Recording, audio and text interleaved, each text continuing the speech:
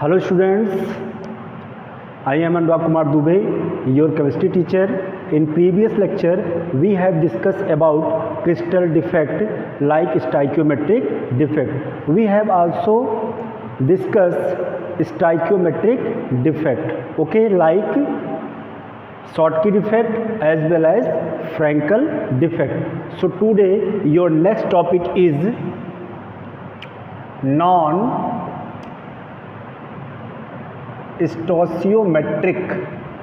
non-stoichiometric defect. Okay, so first question arised, what is non-stoichiometric defect? Okay, the compounds in which number of cations and anions. Okay, number of cations, the compounds in which number of cations and anions, the compounds in which number of cations and anions are not exactly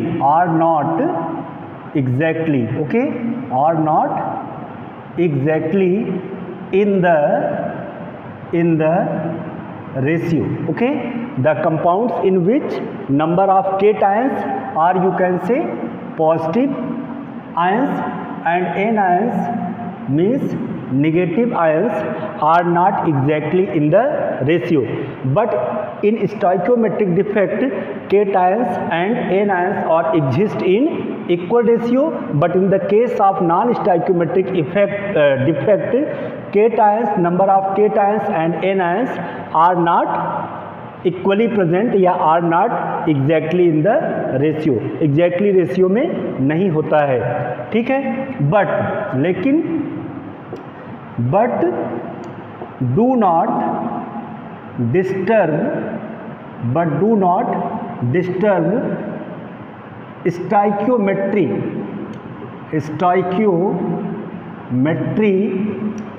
of the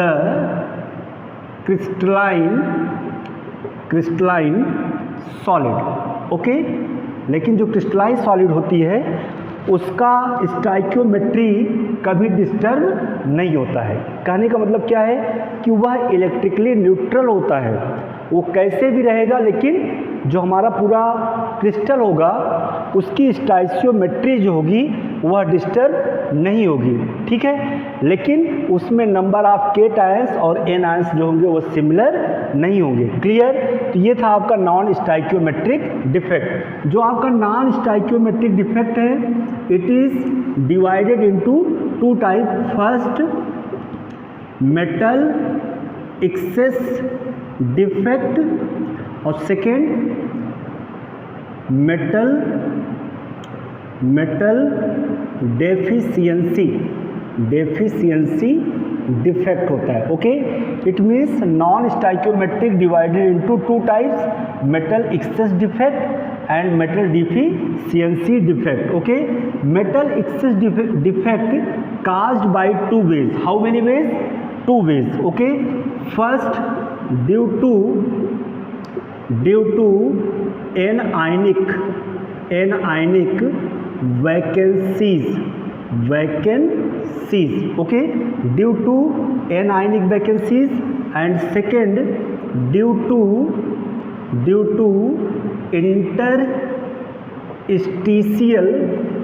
interstitial cations. Okay, due to interstitial cations. Metal excess defect caused by two ways. First, due to anionic vacancy, and second, due to interstitial cations, or you can say कि cations present in interstitial site. Okay, और next क्या यह था आपका metal deficiency defect. Okay, so first of all we will discuss about metal excess defect. Clear? First, metal excess defect जिसमें हम पहला क्या पढ़ेंगे, किसकी वजह से होता है? Due to anionic vacancy, due to anionic vacancy. Okay, तो एग्जाम्पल से हम समझते हैं, we will consider NaCl। Okay, तो in NaCl constituent particle is Na plus and Cl minus. Okay, तो क्रिस्टल कैसे बनेगा? Na plus Cl minus, Na plus Cl minus, Na plus. Clear? यहाँ पे क्या हो जाएगा? Cl minus Na plus and Cl minus Na plus, और यहाँ पे Cl माइनस। क्लियर? और यहाँ फिर क्या हो जाएगा? Na plus Cl minus, Na plus Cl minus, और यहाँ पे Na प्लस। क्लियर? फिर यहाँ पे हो जाएगा Cl minus, Na plus, Cl minus, Na plus and Cl minus. Okay, this is ideal crystal of NaCl। There is no defect, अभी इसमें कोई डिफेक्ट नहीं है, because constituent particles are arrange in regular manner, so this is ideal crystal, है ना। तो first हम क्या पढ़ रहे हैं? Metal excess defect due to anionic vacancies. Okay, suppose that कि अगर हम इसमें वेपर जो सोडियम है उसको हम पास कराते हैं, तो इसमें से कोई भी, या सॉरी, जैसे इसमें अगर जो हमारा ये क्रिस्टलाइन सॉलिड है, if anion like Cl minus, जैसे एन आयन कौन से हमारे? Cl minus, and cations कौन से हमारे? Na प्लस, मतलब positive ion and negative ion. तो metal excess defect caused by anionic vacancies, इनका मतलब क्या हुआ कि कोई भी एन आयंस अपने ओरिजिनल पोजीशन से क्या हो जाए? गायब हो जाए। ठीक है, मतलब क्रिस्टल को छोड़ करके चला जाए, तो यहाँ पर क्या हो जाएगी? वैकेंसी क्रिएट हो जाएगी। जैसे कोई भी टीचर है, अगर वो एक स्कूल से दूसरे स्कूल में चला जाए तो उसके प्लेस से वैकेंसी क्रिएट हो जाती है। तो यहाँ पे एन आयंस की वजह से यहाँ पे क्रिएट हो गया क्या? An ionic vacancy, an ionic vacancy. ठीक है, इसके पहले अगर हम चेक करेंगे तो इसमें 10-10 का रेशियो था, मतलब 10 Na प्लस था और 10 Cl माइनस। चाहे तो चेक कर लीजिए, 1 2 3 4 5 6 7 8 9 10, और Cl भी 1 2 3 4 5 6 7 8 9 10, मतलब before defect number of Na plus and Cl minus is same. क्या था? सेम था, लेकिन due to absence of anions यहाँ पे वैकेंसी क्रिएट हो गई, एनायनिक वैकेंसी, जिससे कॉन्स्टिट्यूएंट पार्टिकल्स का जो अरेंजमेंट था, रेगुलर अरेंजमेंट, वो क्या हो गया? इरेगुलर हो गया, और यहाँ पे वैकेंसी क्रिएट हो गई, जिसकी वजह से कौन सा डिफेक्ट हो गया? Metal excess defect. कहने का मतलब क्या कि हमारे Na प्लस तो उतने ही है, कितने?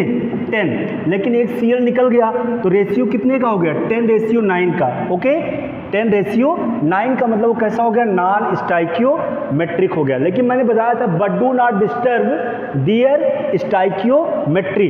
तो इसके एब्सेंस होने से एक extra electron, one extra electron क्या करता है?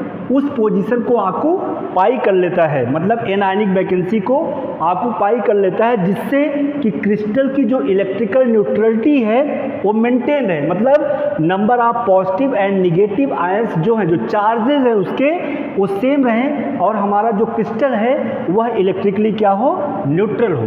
क्लियर? समझ में आ गई बात? तो ये क्या करता है? जो निगेटिव आयंस है वह इलेक्ट्रिकल न्यूट्रलिटी को मेंटेन करता है। क्लियर? तो ये जो आपका डिफेक्ट है वह मेटल एक्सेस डिफेक्ट है ड्यू टू एनायनिक वैकेंसी। क्योंकि किसकी वजह से हो रहा है? एन आयन की वजह से हो रहा है, क्योंकि एन आयन अपने पोजीशन को छोड़ करके क्रिस्टल से बाहर चला गया, जिसकी वजह से डिफेक्ट काज हुआ, और उस डिफेक्ट को हम क्या कहेंगे? Metal excess defect. मेटल ज़्यादा हो गया। ठीक, मेटल एक्सेस होने से क्या इफेक्ट पड़ता है कि जो इसकी इलेक्ट्रिकल कंडक्टिविटी है, इलेक्ट्रिकल कंडक्टिविटी इंक्रीजेज। मेटल ज़्यादा होने से इसकी इलेक्ट्रिकल कंडक्टिविटी क्या हो जाएगी? इंक्रीज हो जाएगी। सेकेंड स्टेप में क्या हो जाएगा कि ये जो होगा paramagnetic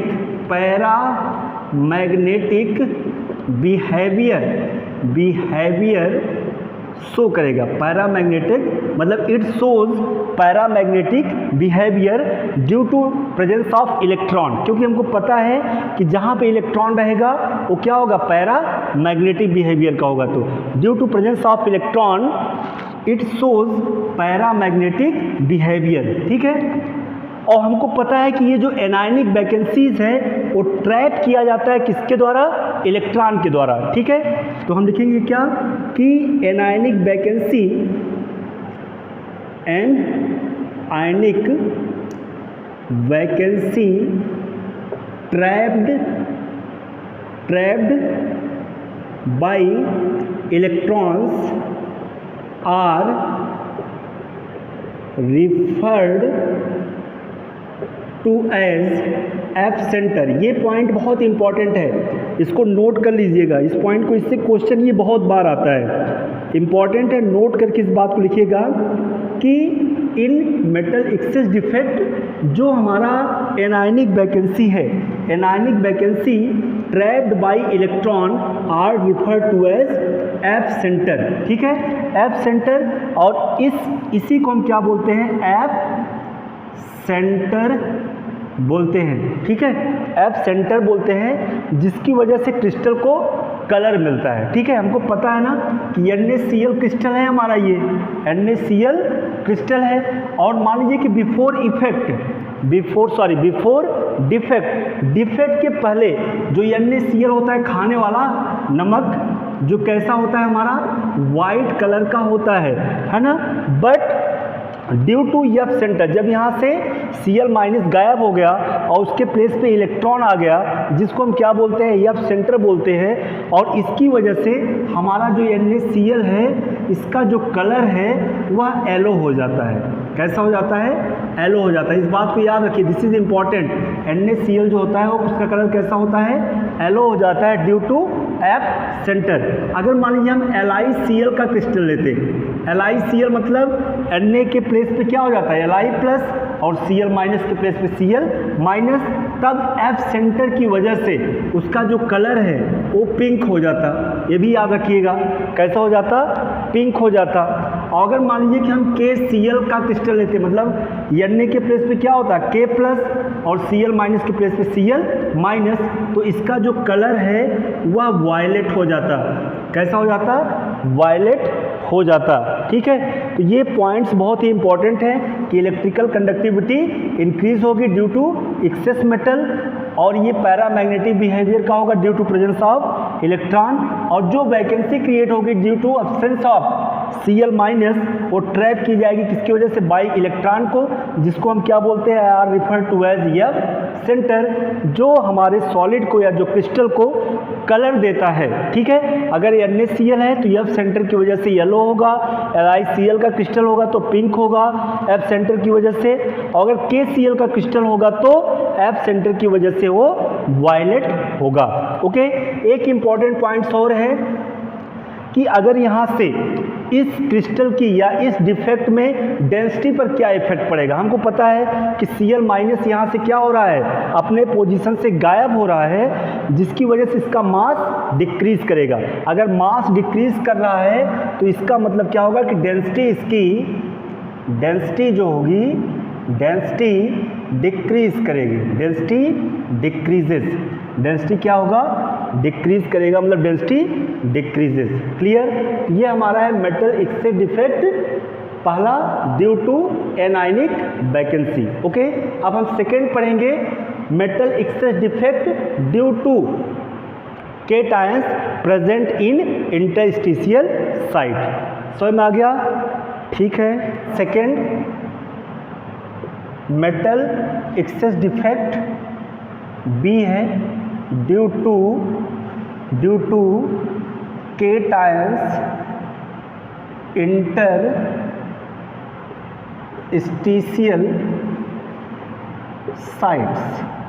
interstitial site. Most popular example of this effect is zinc oxide. In zinc oxide, constituent particle will be Zn2 plus and oxygen कितना O, मतलब 2 माइनस। क्लियर, मतलब Zn plus 2 plus and O minus. Clear? इसको हम Zn plus को A consider कर दे A plus, O minus को O2 माइनस को क्या कंसीडर कर ले B माइनस। तो क्रिस्टल क्या बनेगा हमारा A plus B minus. Okay, और फिर यहाँ पे क्या हो जाएगा A plus B minus and A plus. Clear? और यहाँ पे B minus A plus B minus A plus B minus, और यहाँ पे A plus B minus A plus B minus and A plus. Okay, here is a B minus A plus B minus A plus and B minus. Okay, this is ideal crystal. अभी इसमें कोई effect नहीं है। अब इसमें हमें क्या करना है, due to cations in interstitial sites. अभी इसमें कोई डिफेक्ट नहीं, because constituent particles arranged in regular manner. अब इसमें हमको क्या दिखाना है, metal excess defect due to cationic या due to cations in interstitial site. इसका मतलब क्या हुआ कि जैसे कोई अनदर केटायंस लाइक Na+, वो क्या कर जाए, इंटर कर जाए क्रिस्टल में। कहाँ पे, इन इंटरस्टिशियल साइट। इंटरस्टिशियल साइट्स कौन होते हैं, ये जो वैकेंट स्पेसेस है दैट इज इंटरस्टिशियल साइट्स होते हैं। ठीक है, तो अगर मान लीजिए कोई एक एक्स्ट्रा केटायंस इंटरस्टिशियल साइट में आ गया, ठीक है, जिससे क्या हो गया कि इसकी जो स्टाइकियोमेट्री है वो डिस्टर्ब हो गई। मतलब ये कैसा हो गया, नॉन स्टाइकियोमेट्रिक हो गया। कैसे, क्योंकि इसमें A+ का रेशियो कितना है 10 और B- का रेशियो कितना है 10, मतलब रेशियो कितने का है 10-10 का था। अब एक एक्स्ट्रा A+ आ गया तो रेशियो कितने का हो गया 11-10 का हो गया। अब 11A हो गया और 10B हो गया। ठीक है, लेकिन इलेक्ट्रिकल न्यूट्रलिटी मेंटेन करने के लिए, for maintain electrical neutrality and extra electron, एक एक्स्ट्रा इलेक्ट्रॉन उसी क्रिस्टल में किसी भी पोजीशन पर, मतलब किसी भी इंटरस्टिशियल साइट में क्या लगेगा, पोजीशन ले लेगा। कौन, इलेक्ट्रॉन, जिससे क्रिस्टल की इलेक्ट्रिकल न्यूट्रलिटी क्या रहेगी, मेंटेन रहेगी। ओके, अब देखिए नंबर ऑफ A+ और B- क्या हो गए, सॉरी नंबर ऑफ चार्जेस तो सेम हो गए, A+ और B- सेम नहीं है, क्योंकि ये इलेक्ट्रॉन है, not B-, not constituent particles, है ना। ये सिर्फ काम क्या करेगा, ये इलेक्ट्रॉन सिर्फ इलेक्ट्रिकल न्यूट्रलिटी को मेंटेन करेगा, मतलब कि इसकी स्टाइकियोमेट्री को मेंटेन करेगा, लेकिन ये क्या होगा, नॉन स्टाइकियोमेट्रिक होगा। ठीक है ना, A+ मतलब ज़्यादा है, B- कम है, तो ये नॉन स्टाइकियोमेट्रिक कंपाउंड है हमारा। ओके, या सॉलिड्स है, but to maintain electrical neutrality another extra electron added in crystal. Crystal में क्या हो जाता है, ऐड हो जाता है, जिसकी वजह से कौन सा डिफेक्ट काज हो रहा है, due to metal excess defect due to cations in interstitial site. Okay, I hope आप लोगों को ये समझ में आ गया होगा। अब देखिए कुछ इसके इंपॉर्टेंट पॉइंट्स हैं कि इसकी भी इलेक्ट्रिकल कंडक्टिविटी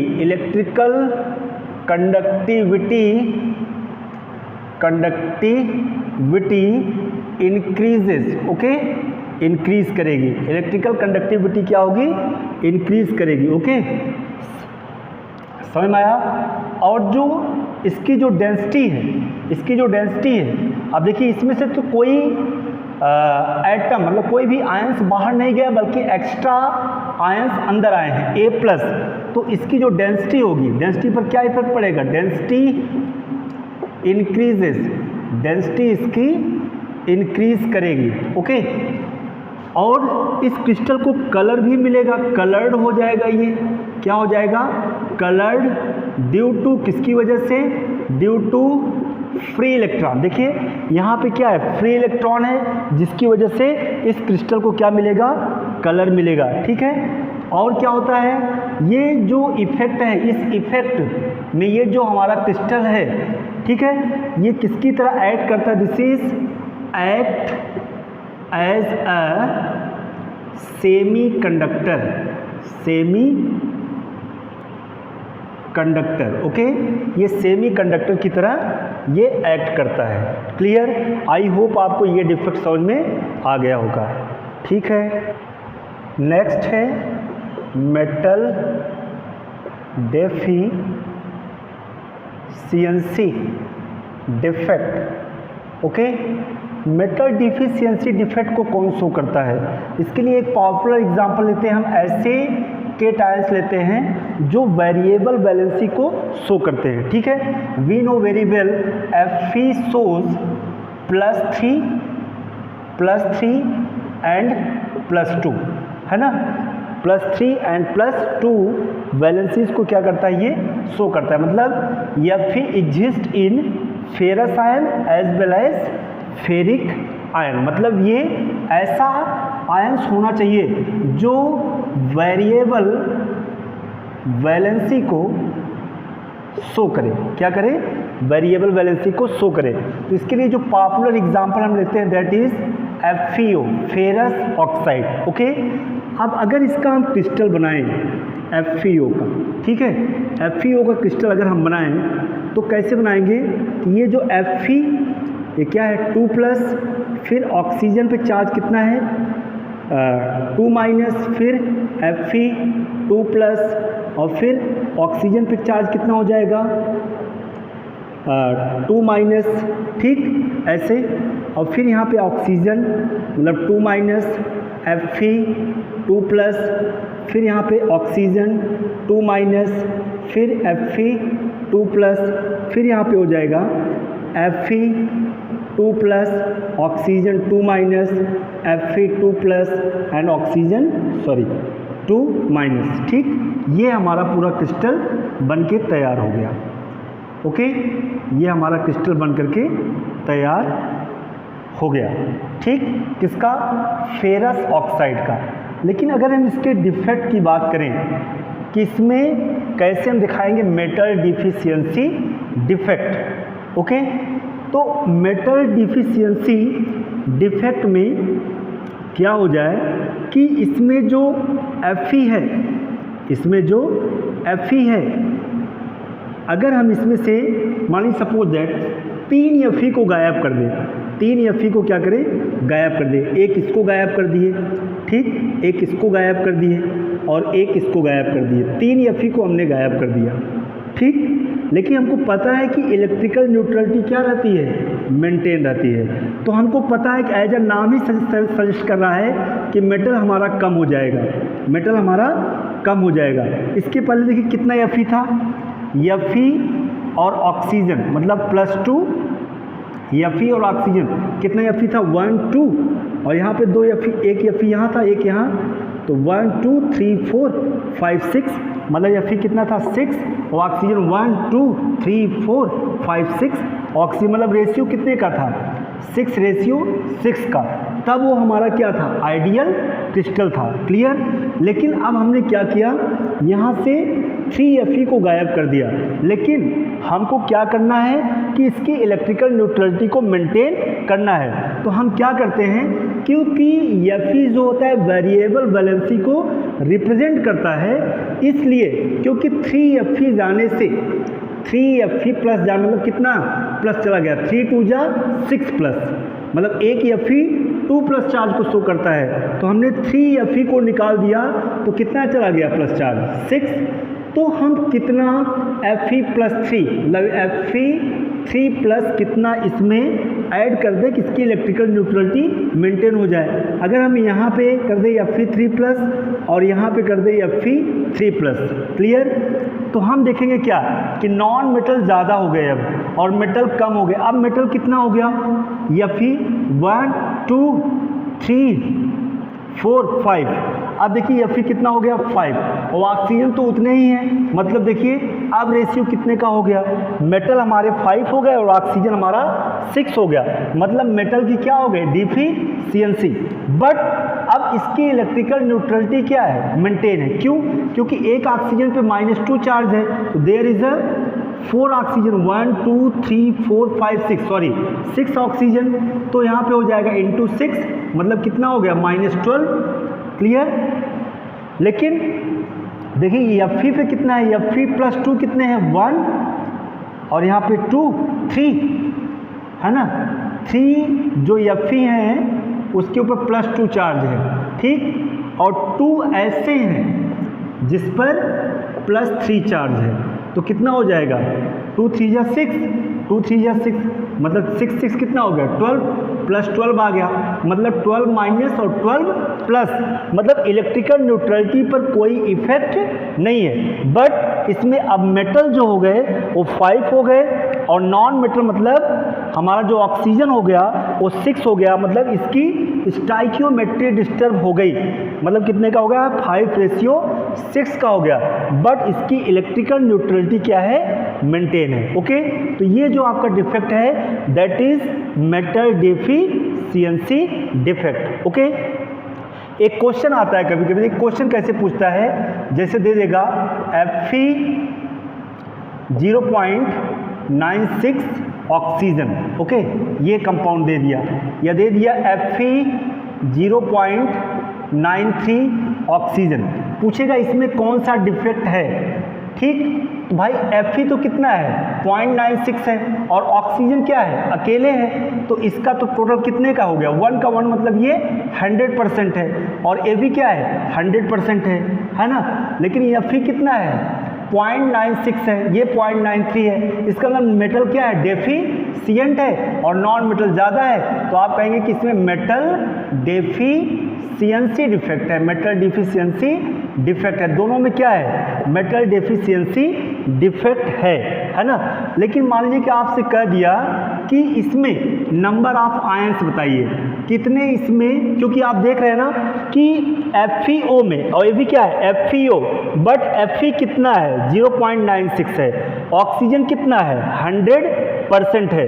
अगर इसमें पता करें, देखिए अगर इसमें देखें तो Fe और ये आपका ऑक्सीजन चार्ज, तो हमको पता है कि इसकी इलेक्ट्रिकल न्यूट्रलिटी क्या है मेंटेन रहता है, इसका मतलब कि Fe में अगर +2 चार्ज है, ठीक है, Fe का +2 चार्ज है और ऑक्सीजन का -2 चार्ज है, इलेक्ट्रिकल न्यूट्रलिटी दोनों के मेंटेन है, तो इसका मतलब कि अगर +2 चार्ज है तो इसकी भी इलेक्ट्रिकल न्यूट्रलिटी मेंटेन है तो 100% है, इसकी भी इलेक्ट्रिकल न्यूट्रलिटी मेंटेन है तो ये भी 100% है, तो इस पर -2 चार्ज है तो ये कितना हो गया 200, इस पर +2 चार्ज है तो इनटू कितना हो गया 200, मतलब जो चार्जेस हैं वो 200 हो गए। क्लियर, समझ में आ गया। लेकिन नंबर ऑफ, अब देखिए इस क्रिस्टल में Fe +2 भी है, Fe +3 है, लेकिन इलेक्ट्रिकल न्यूट्रलिटी मेंटेन है, इलेक्ट्रिकल न्यूट्रलिटी मेंटेन है। तो अगर आज पूछ जाए कि इसमें नंबर ऑफ Fe प्लस और कितने में Fe, नंबर ऑफ Fe +3 कितना होगा, ठीक है, समझ में आया। तो Fe जो हमारा है, जैसे हम ले लेते हैं कि यहाँ पे Fe 3+, क्योंकि FeO में आप देखिए क्रिस्टल बना हुआ है, FeO क्रिस्टल में Fe +2 भी है, Fe +3 भी है, तो number of Fe +2 ions and number of Fe +3 ions कितने होंगे, ये हमको कैलकुलेट करना है, ठीक है। और यहाँ पे कर देते हैं Fe 2+, ओके, तो ये हो गया हमारा Fe +3, और इसको मान लीजिए अगर हम x कहें तो ये कितना हो जाएगा Fe +3, ये हो जाएगा हमारा 0.96 माइनस x।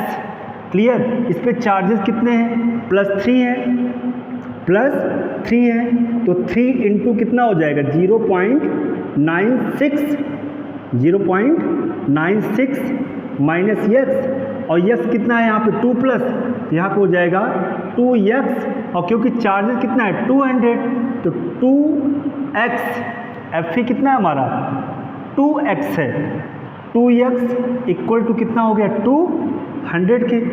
अब इसको इससे मल्टीप्लाइड करेंगे तो कितना आ जाएगा, ये आ जाएगा 360 कितना हो जाएगा ये 288 माइनस x, ठीक है।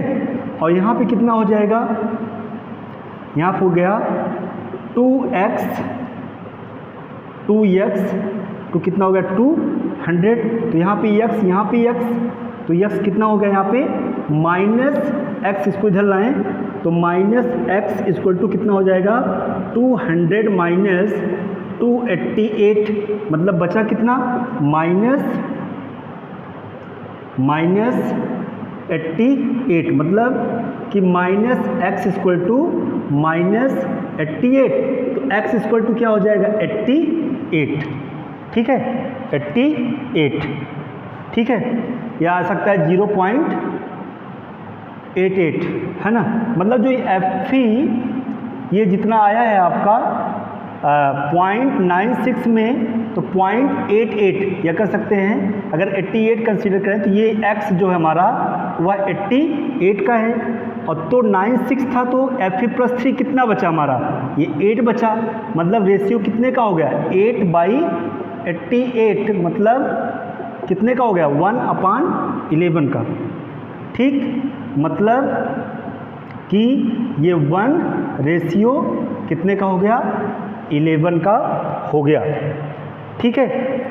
आई होप आपको समझ में आ गया होगा कि इसमें नंबर ऑफ Fe+2 आयंस कितने हैं और नंबर ऑफ Fe+3 आयंस कितने, मतलब उनका रेशियो कितने का है, ठीक है। अब इससे आप क्या कर सकते हैं, इसका आप परसेंटेज निकाल सकते हैं, कितने परसेंट में Fe+2 है और कितने परसेंट में हमारा Fe+3 है। निकाल सकते हैं परसेंटेज ऑफ Fe+2 आयन, तो कितना है ये, मान लीजिएगा 0.88 है तो अपान कितना हो जाएगा 0.96, ठीक। यहाँ पे तो आ गया 88 और यहाँ पे इंटू कितना हो जाएगा 100, तो ये 91.6 आ गया, ठीक। परसेंटेज किसका Fe+2 का, तो Fe+3 का कितना हो जाएगा, तो क्या करेंगे इसको आप 100 माइनस कर देंगे, सॉरी यहाँ पे 91 आएगा, 100 माइनस 91.6, तो जो आएगा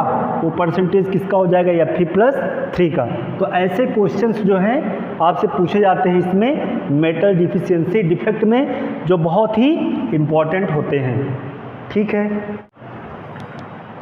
next and last defect impurity defect, okay. कहेंगे कि इफ़ मोल्टेन NaCl, देखिए मोल्टेन NaCl और क्रिस्टल NaCl में डिफरेंस होता है, ठीक है। तो अगर NaCl को हम वाटर में डिज़ोल्व करते हैं, ठीक है, मतलब इसको एक्वस फॉर्म करते हैं, तो ये देता है क्या Na+ एंड Cl-, ठीक है। लेकिन ये इम्प्योर होता है क्योंकि उसमें कहीं कहीं वाटर रहता है, क्योंकि इसको हम वाटर में मिक्स करते हैं। लेकिन मोल्टेन में क्या होता है कि NaCl को आप हीट करते हैं, कहाँ तक, इसके मेल्टिंग पॉइंट तक, ओके। तो ये हमको प्योर Na+ और Cl- देता है। तो हम बात कर रहे हैं किसकी, मोल्टेन NaCl की, किसकी, मोल्टेन NaCl की, ठीक है। तो मोल्टेन और एक्वस में समझ में आ गया होगा, एक्वस में क्या करते हैं वाटर में डिज़ोल्व करते हैं, तो Na+ और Cl- मिलता है एक्वस में, ठीक है, आयंस मिलते हैं। दोनों में आयंस ही मिलते हैं, लेकिन ये इम्प्योर होता है due to presence of water, ये प्योर होता है क्योंकि इसमें सिर्फ हम इसको हीट करते हैं, ठीक है। तो हमको क्या मिलता है Na+ एंड Cl-, तो हमारा मोल्टेन है, ओके। तो if molten NaCl containing small amount of SrCl2, मतलब strontium chloride, okay, as a impurity, जैसे हम NaCl, Na+, Cl-, ठीक, और फिर यहाँ पे Na+, और ये जो Cl-, Na+,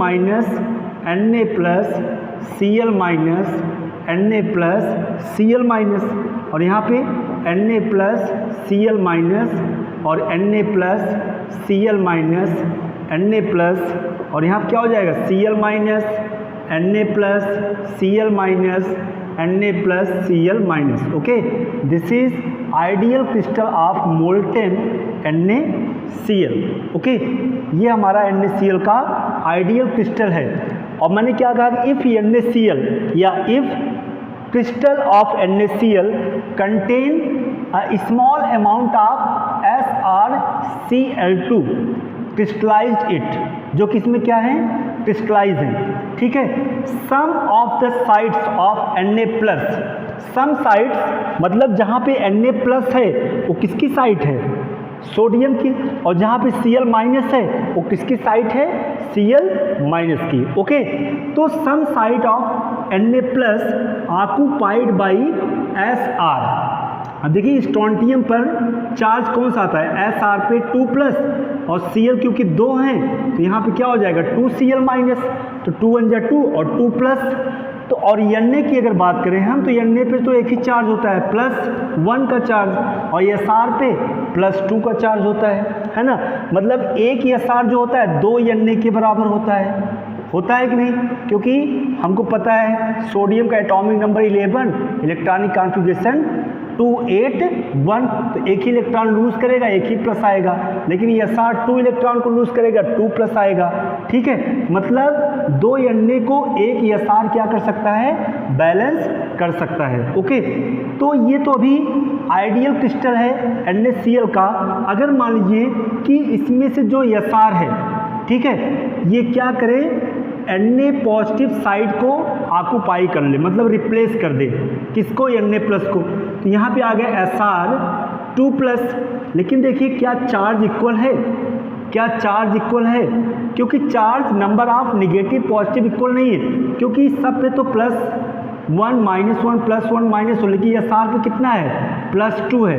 तो इसकी वजह से एक Na+ क्या हो जाएगा, और अपनी साइड से बाहर हो जाएगा, जिससे वहाँ पर वैकेंसी क्रिएट हो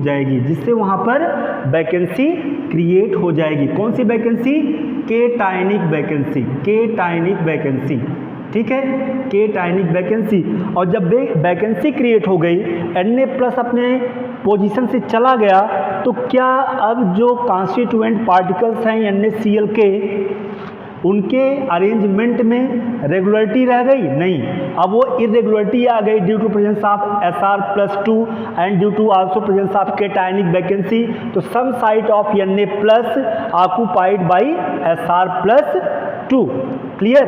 और कहेंगे कि ईच Sr+2 रिप्लेसेस 2 Na+, क्यों, क्योंकि एक Sr जो होता है 2 Na+ को बैलेंस करता है, तो एक Sr तो एक Na+ के प्लेस पे है ही है, और एक Na+ और गायब हो गया, जिससे क्रिस्टल की इलेक्ट्रिकल न्यूट्रलिटी क्या है, मेंटेन है। आप काउंट करके देख लीजिए, number of positive and negative charges equal हैं, बट कॉन्स्टिट्यूएंट पार्टिकल्स जो है वो इक्वल नहीं है। तो इसमें एज अ इम्प्योरिटी के फॉर्म में कौन प्रेजेंट है, SrCl2, जो कौन सा डिफेक्ट काज करता है, इम्प्योरिटी डिफेक्ट, है ना। और इस डिफेक्ट की वजह से इलेक्ट्रिकल कंडक्टिविटी जो हमारा है, electrical conductivity increases, electrical conductivity क्या करता है, इंक्रीज करता है, ठीक है। और एक चीज़ मैं और आपको बता दूं, if 0.1% SrCl2 added in NaCl, अगर आप 0.1% SrCl2 as a impurity mix करते हैं किसमें, NaCl के क्रिस्टल में, ठीक है, तो ये कंडक्टिविटी को इंक्रीज करता है, कितना, 10,000 टाइम्स, बाई 10,000 टाइम्स, 10,000 गुना ये क्या करता है, इलेक्ट्रिकल कंडक्टिविटी को इंक्रीज कर देता है। If 0.1% SrCl2 added in NaCl crystal, it increases conductivity by 10,000 times, okay. तो ये था क्या हमारा इम्प्योरिटी डिफेक्ट। ये आपका चैप्टर कंप्लीटली जितना सिलेबस में दिया गया है बाय CBSE बोर्ड, उतना आपका पूरा का पूरा फिनिश हो चुका है, और ये चैप्टर आपका ख़त्म हो गया है। और मैं आपको बता दूं कि नेक्स्ट चैप्टर जो ऑर्गेनिक में एक बचा हुआ है, दैट इज़ बायोमॉलिक्यूल्स, कल मैं उस चैप्टर को स्टार्ट करूंगा बायोमॉलिक्यूल्स का। उसके बाद जो आपका टर्म फर्स्ट है उसमें 2 चैप्टर आपके बचेंगे, एक सॉल्यूशन और एक आपका जो है P ब्लॉक एलिमेंट्स, ओके। तो P ब्लॉक थोड़ा सा बड़ा चैप्टर है, वह इनऑर्गेनिक का है, याद करने वाला है, तो उसको तो हम पढ़ा देंगे। सॉल्यूशन आपको एकदम लास्ट में पढ़ाएंगे ताकि उसमें आपको न्यूमेरिकल्स ज़्यादा आएंगे और वो सब आपको याद रहे, फार्मूला याद रहे। ओके, तो नेक्स्ट चैप्टर हम स्टार्ट करेंगे क्या, biomolecules, that is most important chapter. Okay, तो ये आप ध्यान से पढ़ लीजिएगा क्योंकि बहुत इम्पॉर्टेंट है, और इसके जो होमवर्क हैं वो मैं आपको अभी सेंड कर दूंगा। Okay, thank you, thanks a lot.